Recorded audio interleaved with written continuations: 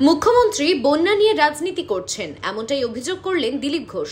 DVC বন্যা দুর্গতদের পাশে দাঁড়াচ্ছে, তাতেও মুখ্যমন্ত্রীর সমস্যা হচ্ছে মন্তব্য দিলীপ ঘোষের। দিলীপ বলেন, ওনারা কখনো আপিলও করেন না, ওনাদের লোকেরা দেয়ও না। বাকিরা দিলে কেন্দ্র থেকে অন্য কেউ সেখান থেকে কাটবানি নেন। আর ডিভিসির লোকেদের মনে হয়েছে যে ডিভিসির কারণে বন্যা হচ্ছে, যেভাবে দোষারোপণ করে, তারাই যে বিবেকের তাড়নায় দেন, 1 মাসের বেতন হোক বা 1 দিনের বেতন হোক, দুস্থ মানুষের সেবায় যে যাবে সেটা নেওয়া উচিত। আমার মনে হয় না হলে ওনারা ডাইরেক্ট গিয়ে জনগণকে একটা দিন, কারণ এই সরকারের দেওয়ার অভ্যাস নেই, নেওয়ার অভ্যাস আছে। শাসক দলের কর্মী নিয়মকে বলে দেওয়া হয়েছে যাতে টাকা না দেওয়া হয় ডিভিসিতে। টিএমসির লোকেরা কবে দিয়েছিল?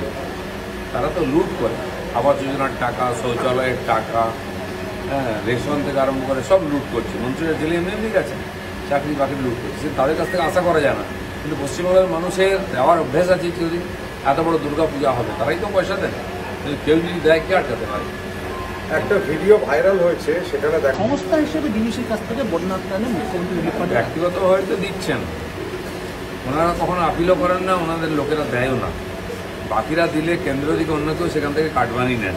আর ডিভিসির লোকেদের মনে হয়েছে যে ডিভিসির কারণে বন্যা হচ্ছে, যেভাবে দোষারোপণ করে, তারাই যে বিবেকের তাড়নায় দেন, 1 মাসের বেতন হোক বা 1 দিনের বেতন হোক, দুস্থ মানুষের সেবায় যে যাবে সেটা নেওয়া উচিত।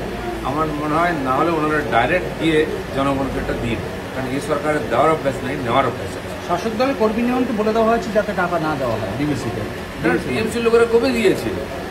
তারা তো লুট করে, আবাস যোজনার টাকা, শৌচালয়ের টাকা, রেশন থেকে আরম্ভ করে সব লুট করছে। মন্ত্রীরা জেলে এমনি গেছে, চাকরি বাকরি লুট করছে, তাদের কাছ থেকে আশা করা যায় না।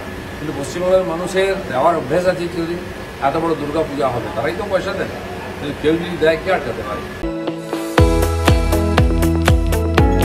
আপনারা দেখছেন ইউএন লাইভ, বাংলা খবরের শেষ কথা।